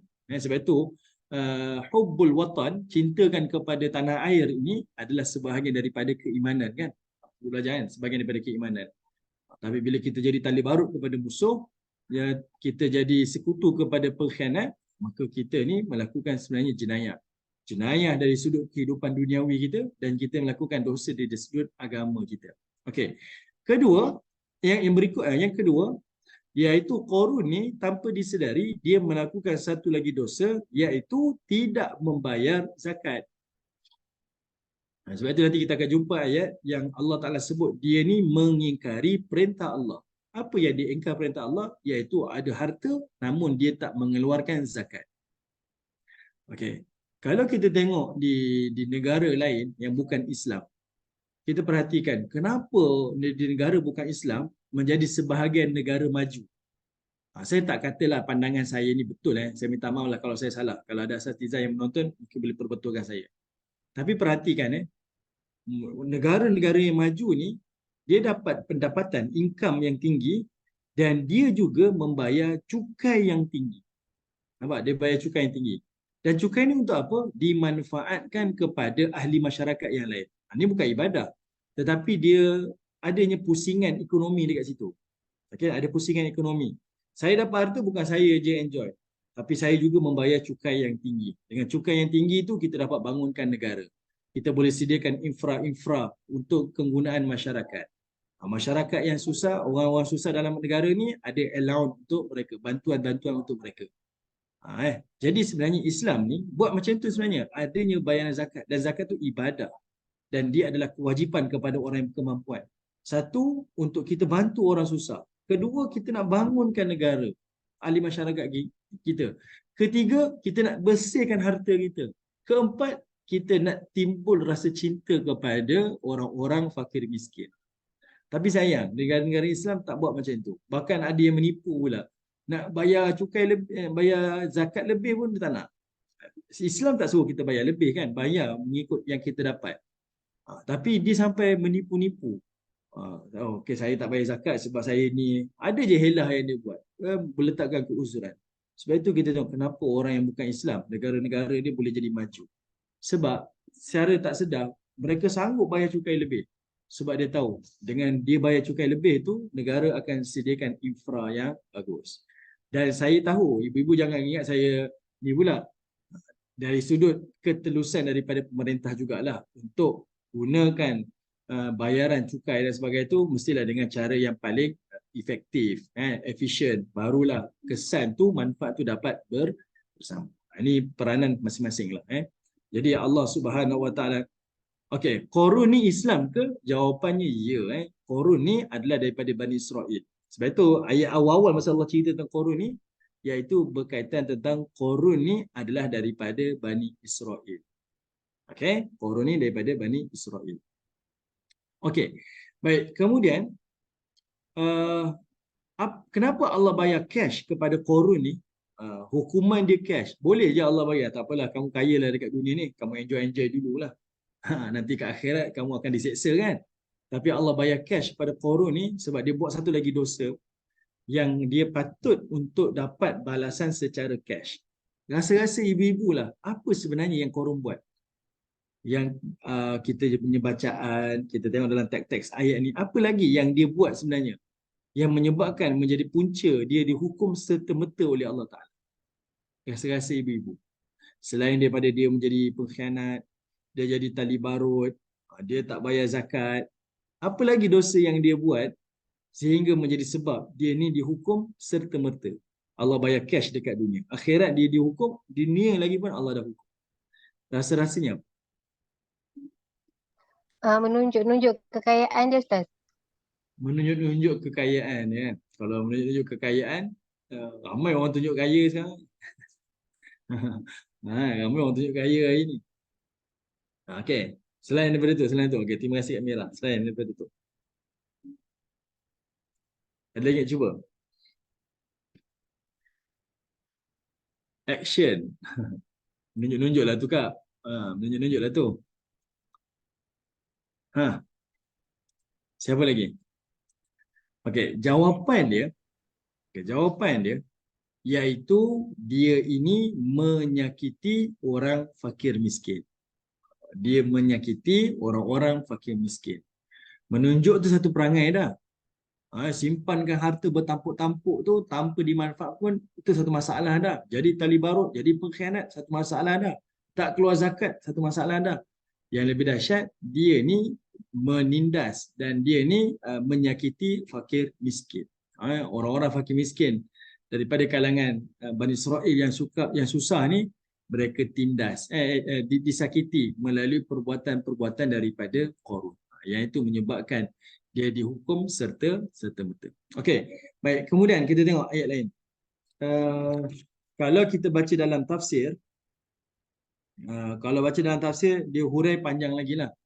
Dia bawa ayat ini berkaitan tentang, dia beritahu Qarun ni dia ada satu ilmu, iaitu berkaitan tentang ilmu kimia.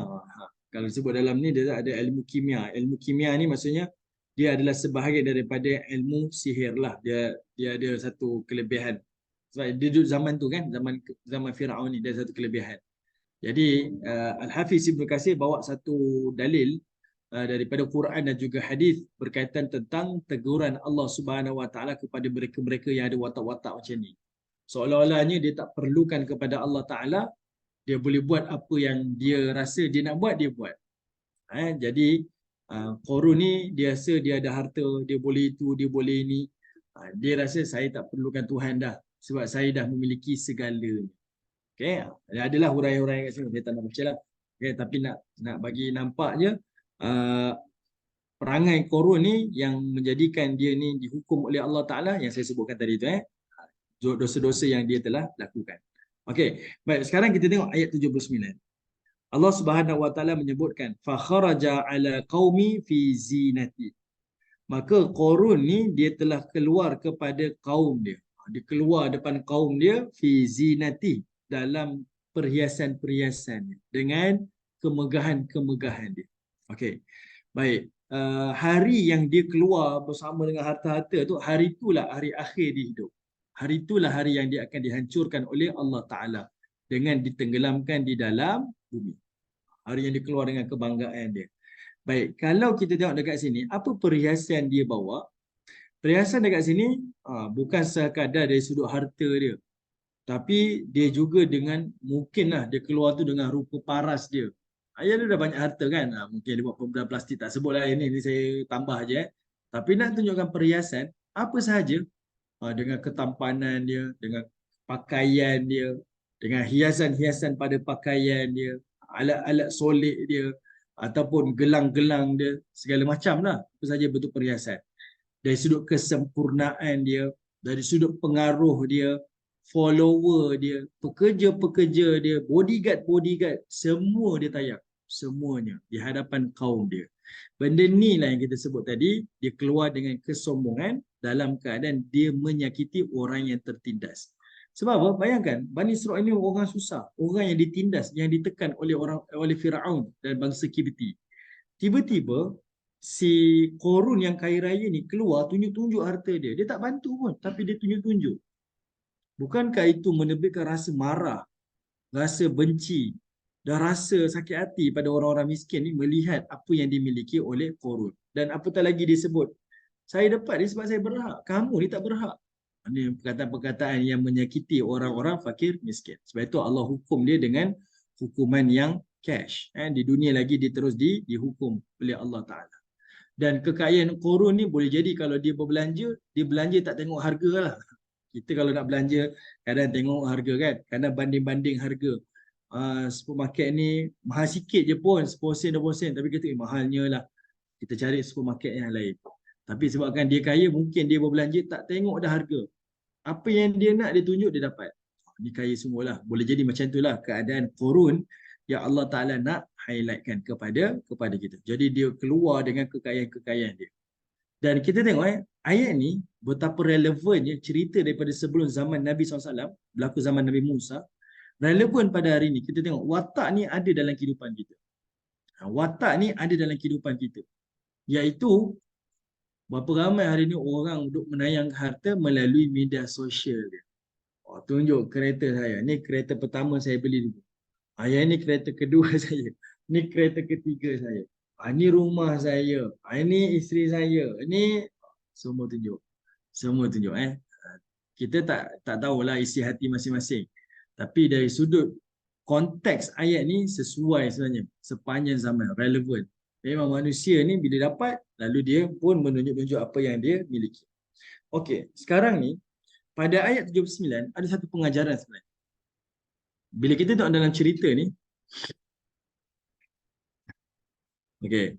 Jadi bila kita tengok dalam cerita ni, Allah Ta'ala bukan sekadar nak cerita Qarun je. Allah Ta'ala bukan sekadar nak kita ambil pelajaran tentang Qarun. Saya ni ada ke sifat macam Qarun dalam diri saya? Bukan tu saja.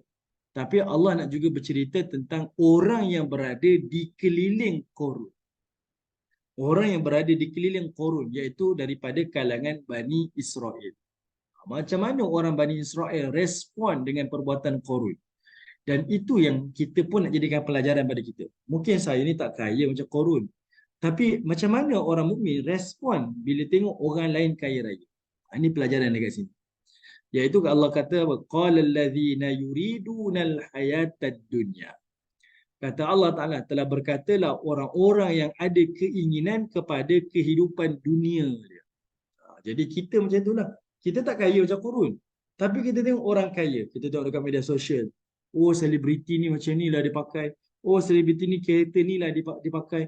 Selebriti ni macam ni lah. Orang ni macam ni lah. Kita tengok. Dan kita respon. Jadi dekat sini Allah tunjukkan orang yang berada dekat sekeliling Qarun ni, dia respon apa? Ya laita, alangkah baiknya lah. Perkataan laita ni dalam bahasa Arab iaitu satu kalimah yang digunakan kepada sesuatu yang dia ingini tetapi dia tak boleh dapat. Dia nak tapi dia mustahil dapat. Dan ini perkataan yang Allah Ta'ala sebut. Salah satunya cerita tentang Habibun Najjar daripada surah Yasin. Yang dia ni pendakwa lalu dibunuh dan dia ni masuk dalam syurga Allah Ta'ala. Qila dukhulil jannah. Qala ya laita qaumi ya'lamun bima ghafara li rabbi wa ja'alani minal mukramin, kata Allah. Bila Habibun Najjar ni dibunuh ataupun lelaki yang Allah Ta'ala sebut ni, ulama tafsir kata Habibun Najjar lah, tapi dalam tafsir lain kita ambil ni seorang lelaki yang pendakwa dibunuh. Dia bunuh, dia dah masuk syurga. Qila dukhulil jannah, dia dah masuk syurga dah. Lalu dia berkata apa? Qala ya laita qaumi ya'lamun. Alangkah baiknya lah kalau kaumku tahu apa yang aku dapat ni. Aku dah masuk syurga ni. Alangkah baiknya lah kalau kaum aku ni tahu apa yang aku dapat. Di sini Allah nak tunjukkan dia ni memang pendakwah sejati. Di dunia dia berdakwah, dia dah meninggal dunia pun dia nak berdakwah juga pada kaum dia. Tapi Allah gunakan perkataan ya laita qaumi ya'lamun. Laita dekat situ. Kenapa Allah sebut laita? Sebab Allah nak bagi tahu orang yang mati sekali-kali tak boleh kembali ke dunia untuk buat apa sahaja tentang urusan dunia. Nak balik dunia, nak tumbuk cili, nak masak nasi goreng. Ini percaya kita kan? Oh, arwah tu baru meninggal petang tadi. Malam dah balik ke dapur dah, masak-masak. Dah kenapa pula nak masak pula? Pergilah masjid, kalau betul boleh balik kan? Pergilah masjid, nak pergi ibadah. Sibuk nak masak kat dapur. Contohlah kalau kita nak gurau-gurau kan. Sibuk sangat nak masak. Orang Melayu kita tu lah makan je cerita dia kan. Sepatutnya semua orang nak beribadah kan. Farji'na na'mal solihah. Ramai orang yang menyesal mati nak kembali dunia untuk beramal soleh, bukan nak tumbuk lesung batu tu. Kita sibuk nak balik nak masak je. Okey. Jadi Allah kata, nak bagi tahu orang yang meninggal dunia dalam i'tiqad orang mukmin, setiap roh yang meninggal dia tak boleh kembali ke dunia. Walaupun atas alasan dia nak seru, nak dakwah kepada kaum dia, nak bagi tahu, aku dapat nikmat syurga macam ni lah, baik aku beriman kepada Rasul ni. Allah kata, dia sebut laita. Dia takkan sekali-kali pulang ke dunia untuk melakukan perkara itu, walaupun untuk amal soleh. Jadi ucapan ni Allah nak bagi tahu, ni golongan yang tertindas daripada Bani Israel. Bila dia tengok kekayaan Qarun ni, dia memang mustahil dapat. Mustahil. Nak tunjukkan dia ni betul-betul susah. Betul-betul dalam keadaan yang tak memiliki apa-apa. Bila dia tengok kekayaan Qarun, sampai disebut, ya laita lana mithla ma utiya Qarun. Alangkah baiknya lah kalau kami ni dapat macam apa yang Qarun dapat. Seolah-olah Qarun ni dia sedang mempromosi pengkhianatan yang dia buat. Bukan sekadar nak tunjukkan dia ni kaya, ada harta, piasan-piasan, tapi dia bagi tahu, kalau jadi macam aku, ramai jadi pengkhianat, kita jadi tali barut. Kita kena serang Musa AS dan kita kena bersama dengan Firaun laknatullah. Contoh macam itulah. Okey, ada orang tunjuk, saya kaya ni sebab main forex. Kamu nak kaya macam saya? Jom main forex dengan saya. Contohlah mari kita buat maksiat, kita akan jadi kaya raya. Yang ni kita boleh nampak lah. Seolah-olah macam tu lah. Bila orang miskin tengok, dia rasa, saya nak jadi macam dia lah. Saya nak jadi macam dia. Innahu ladhu hazzin azim, kata Allah Subhanahu Wa Taala. Sesungguhnya Qarun ni betul-betul orang yang bernasib baik. Okey, orang-orang yang bernasib baik. Yang ini orang yang sebut ni adalah orang yang ada keinginan dunia. Allah nak tegur sebenarnya. Sebenarnya kebahagiaan, ketenangan hidup ni bukan datang dengan harta. Sebab kita sendiri boleh saksikan berapa banyak generasi dunia ni yang manusia memiliki kekayaan, yang memiliki populariti, yang duduk di kemuncak kehidupan dia, akhirnya hilang kebahagiaan, hilang ketenangan.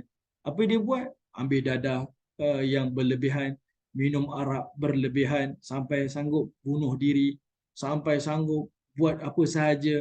Yang penting dia rasa dia hilang rasa kegembiraan dalam kehidupan. Sedangkan dia orang kaya raya. Kita boleh tengok berapa ramai selebriti yang dalam hidup kemurungan. Pelik kan manusia? Dia duduk di tengah-tengah manusia yang duduk sanjung dia, angkat dia, tapi dalam hati dia, dia kata, saya ni kemurungan, saya ni kekosongan. Tapi ada manusia yang dia duduk bersendirian, tetapi dia rasa terhibur dengan kehidupan dia. Kan? Ada beza kan? Sebab apa? Kenapa kita nak rasa kesunyian sedangkan kita baca Quran, kita berdamping dengan Allah Ta'ala? Kenapa orang mukmin nak rasa kesunyian? Dia baca hadis-hadis Nabi SAW. Dia seolah-olah hanya bersama dengan Nabi yang menyampaikan hikmah-hikmah kepada dia. Ini bezanya tuan-tuan. Kenapa orang yang tidak bersama dengan Allah Ta'ala merasa kesunyian dan kemurungan? Sebab Allah nak bagi tahu, kebahagiaan itu bukan dari sudut harta sahaja. Bukan dari sudut kekayaan sahaja. Tapi kebahagiaan itu, dia adalah dari sudut peranan hati kita. Okay? Dan peranan hati itu nak jadi tenang, dia mesti kembali kepada Allah Subhanahu wa Ta'ala. Okey. Ustaz, nak tanya Ustaz. Sila. Ustaz, okey, Korun ni dia menunjukkan kesombongan dan keangkuhan dia dekat kaum dia je kan Ustaz?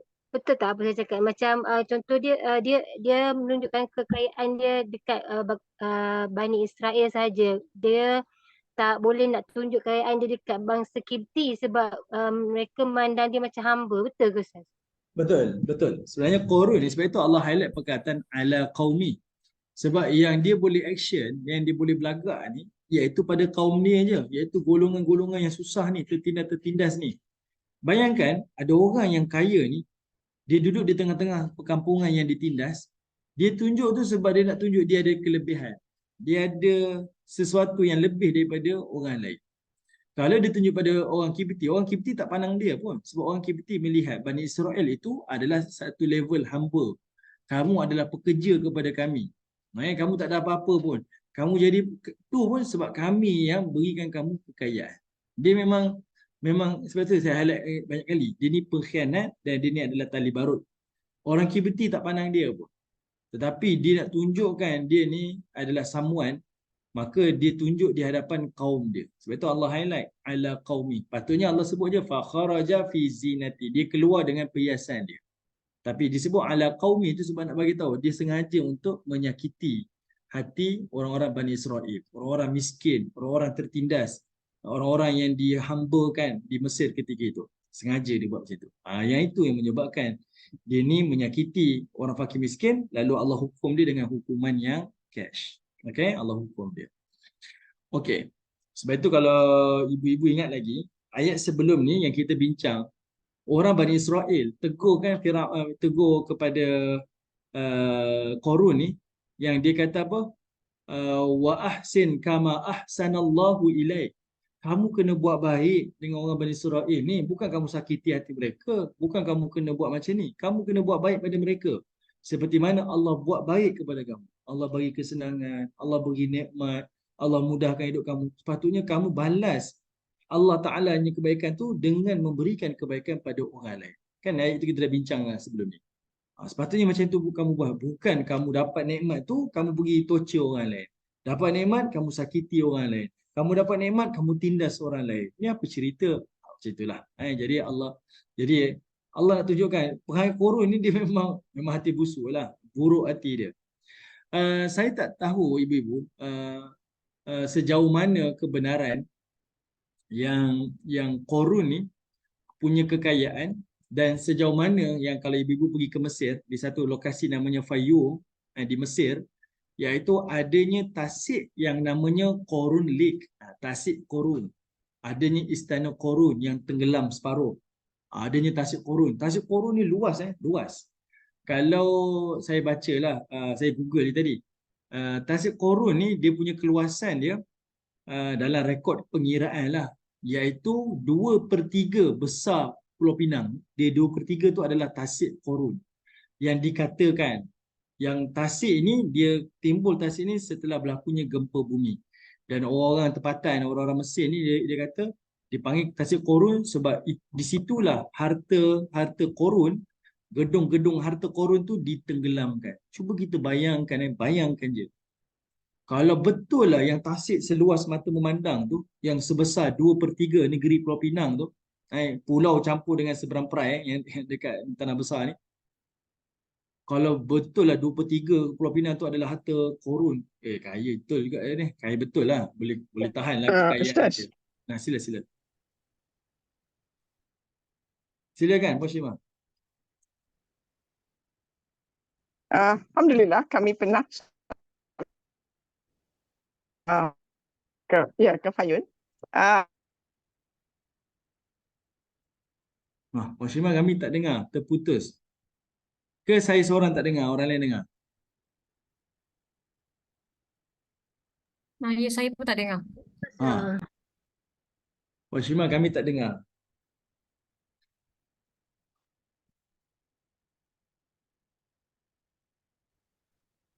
Okey.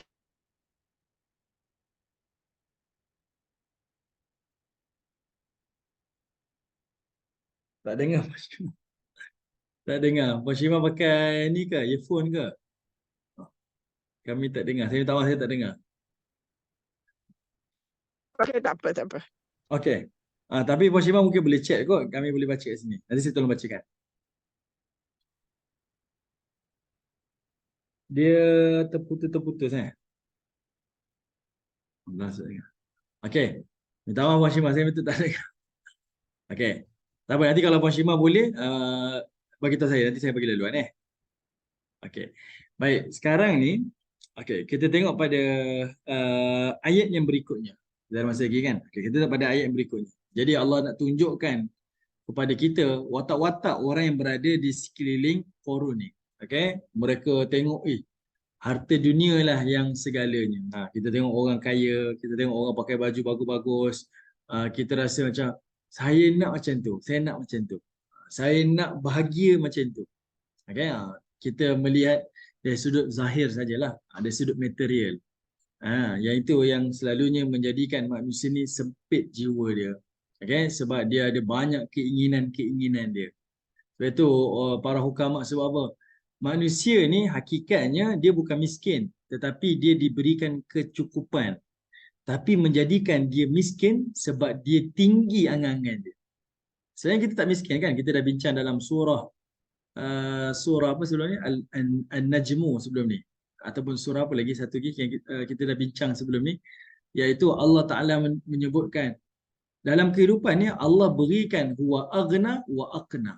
Dialah Allah yang berikan kekayaan dan dialah yang memberikan kecukupan. Allah tak kata dia beri ada orang kaya, ada orang miskin. Dia kata ada orang kaya, memang betul kaya. Dan ada orang Allah berikan kecukupan. Kita bukan miskin, kita ni diberikan kecukupan sebenarnya. Cukup sebenarnya. Cuma kenapa saya rasa miskin? Sebab kita banyak angan-angan. Saya nak beli macam dia lah, saya nak macam dia lah, saya nak macam dia lah. Yang itu menyebabkan kita sempit dan menyebabkan kita susah sebenarnya. Okay? Tapi kalau ikut pada keperluan kita, sebenarnya mencukupi atas nikmat yang Allah berikan kepada kita. Ini watak-watak yang penting untuk kita fikirkan. Okey, sekarang kita tengok ayat 80. Allah kata apa? Wa qala allazina utul ilm. Maka telah berkatalah orang-orang yang diberikan ilmu. Okey, orang yang diberikan ilmu ni dalam kalangan Bani Israel, bila dia tengok orang-orang daripada kalangan Bani Israel yang tertindas, yang susah-susah ni, yang tetapi ada dalam sudut hati dia keinginan pada dunia, dia tengok kayanya Qarun ni. Bila dia kata saya nak jadi macam Qarun, saya nak kaya macam Qarun, saya tengok Qarun ni memang bertuah lah dia. Jadi ahli-ahli ilmu ni dia respon, bukan respon pada Qarun dia respon kepada Bani Israel yang ada kecintaan pada dunia. Dia respon. Kalau tengok dekat media sosial hari ni, orang kaya dia post satu posting, tunjuklah rumah dia ke, dia pergi holiday ke apa-apa. Kat bawah tu ada orang respon, ada orang komen. Bestnya lah dia. Kemudian datanglah seorang lagi komen. Janganlah pandang pada kekayaan. Contohlah kita macam tu kan. Nanti orang respon kat bawah tu. Nak jadi ustazah lah tu. Kan macam tu selalunya. Yang si tuan punya posting tu dah posting, dia tak tengok dah komen. Kita yang duk bergaduh, netizen yang duk bergaduh kat bawah tu. Okay? Jadi bila ada orang tegur, ada pula yang terasa hatilah, sakit hatilah. Sedangkan Allah Ta'ala sebut, macam itulah Bani Israel. Mereka semua dalam keadaan susah, tertindas, dalam keadaan lemah. Jadi mereka ni, bila ada orang yang keinginan dunia respon macam tu, maka ahli-ahli ilmu ni ingatkan kepada Bani Israel yang ada keinginan pada dunia. Jangan tinggalkan ajaran Nabi Musa. Terus berpaut dengan ajaran Nabi Musa. Macam itu lebih kurang. Sebab itu dia kata apa? Wailakum. Dia kata, celakalah kamu. Celakalah kamu. Perkataan wailakum ni celakalah kamu. Dan kita dah bincang dalam surah-surah yang lain, antaranya wailul lil mutaffifin, antaranya wailul likulli humazatil lumazah. Bila Allah gunakan perkataan wail, bukanlah Allah kata kamu celaka. Itu seolah-olahnya Allah menghina hamba dia kan. Kamu celakalah. Celakalah orang yang kaki umpat, kaki keji. Celakalah orang yang mengkhianati orang lain. Orang yang menindas orang lain, yang curang dari sudut jual beli dia. Perkataan wail tu bukan Allah terjemah, kita terjemahkan Allah kata kamu celaka. Tak, Allah nak kata kalau kamu buat macam tu, kamu mengundang kecelakaan Allah. Ayat itu bukan kutukan. Ayat itu ayat amaran sebenarnya.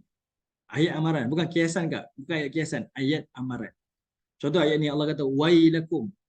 Manusia ahli-ahli ilmu ni kata kepada Bani Israel ni, wailakum, celakalah kamu. Bukan dia kata kamu celaka. Tapi kalau kamu buat macam tu, kamu mengundang kecelakaan pada diri kamu sendiri. Itu sebenarnya dia berikan amaran. Kamu buat, kamu mengundang kecelakaan. Bukan dia kata, kamu celakalah. Bukan macam tu. Boleh faham maksud saya? Sebab tu terjemahan dia macam tu. Terjemahan dia macam tu. Sebab itu, kalau kita tengok perkataan wail dalam bahasa Arab, kata Al-Imam Jalalain di dalam tafsir Jalalain, iaitu Al-Imam Suyuti dan Al-Imam Mahalli, dia kata apa? Perkataan wail tu, kalau Allah mulakan dalam Quran, artinya Allah sedang menzahirkan kemarahan dia. Allah telah menunjukkan kemarahan yang membuat-buat. Sebab Allah nak bagi tahu, kalau kamu buat, kamu mengundang kebinasaan. Kamu buat, kamu mengundang kecelakaan. Okey, Puan Shima, terima kasih. Saya nak baca Puan Shima nya respon ni. Okey. Kami pergi ke Tasik Qorun di Fayoum, Mesir pada tahun 2010. Betul, Tasik itu panjang tapi rasanya taklah sampai 20-30 pinang. Allahuakbar. Namun kalau tak silap, perjalanan dari satu hujung ke hujung lebih kurang 20 minit naik kereta. Tapi luasnya taklah besar sangat sebab boleh nampak the other side of the lake. Okay, istananya pada masa itu masih beberapa tahun digali. Baru lagi, masih banyak lagi perlu digali. Okey, terima kasih Puan Shima. Sebab tu saya tak dapat pengiraan tu. Saya kata saya Google tadi. Saya baca dia kata 2/3. Saya tak dapatlah satu kiraan yang tepat. Keluasan tu macam 2/3 Pulau Pinang lah.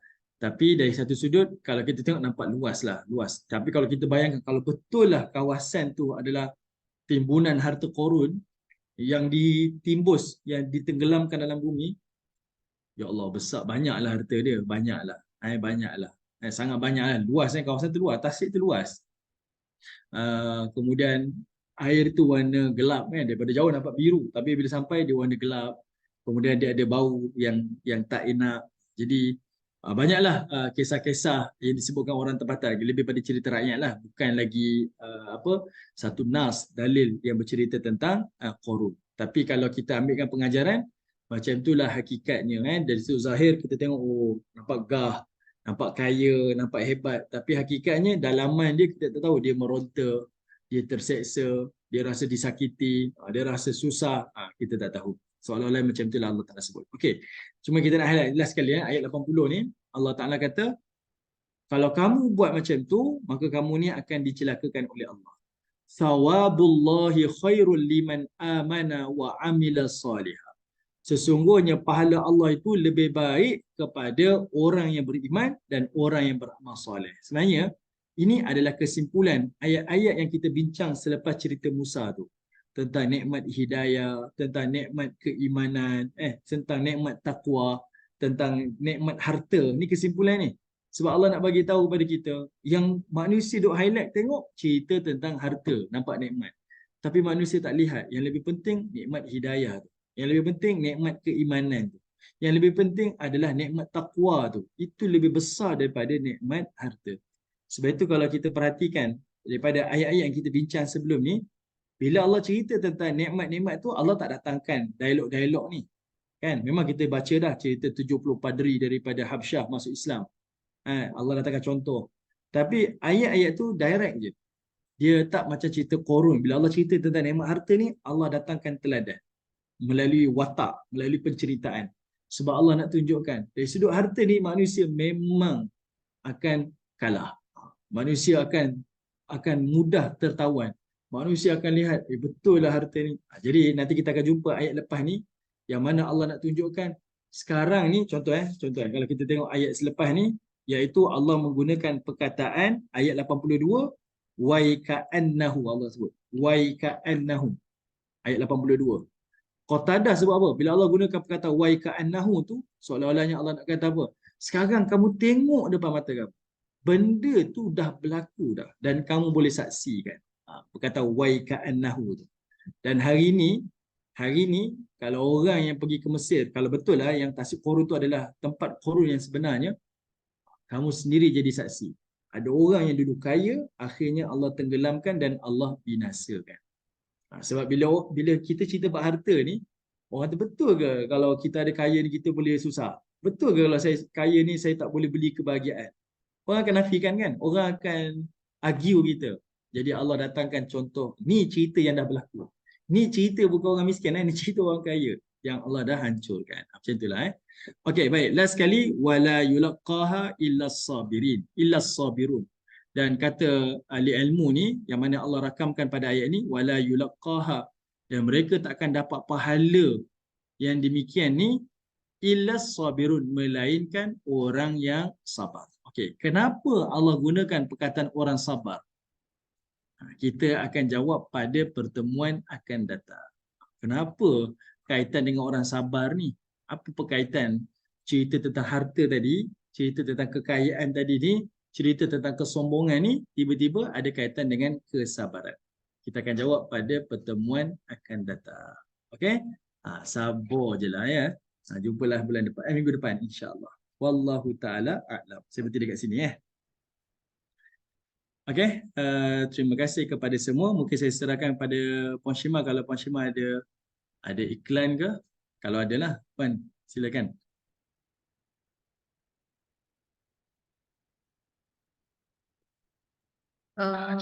Rasanya Aunty Shima dah dalam meeting. Okey, baik. Saya bagi pihak PMP mungkin ada beberapa pengumuman terutamanya kepada para jemaah yang berminat untuk memberikan sumbangan kepada bakul inisiatif Bakul Ramadan kita. Betul. Dan merujuk kepada kita punya di dalam grup, kita dah jelaskan beberapa pengumuman tentang inisiatif kita untuk program Ramadan kali ini untuk membantu golongan fakir muslim di Malaysia, sama ada di Malaysia dan juga di luar negara seperti Filipina, Tanzania, Yaman, Nigeria dan sebagainya. Itu sajalah dari pihak kami.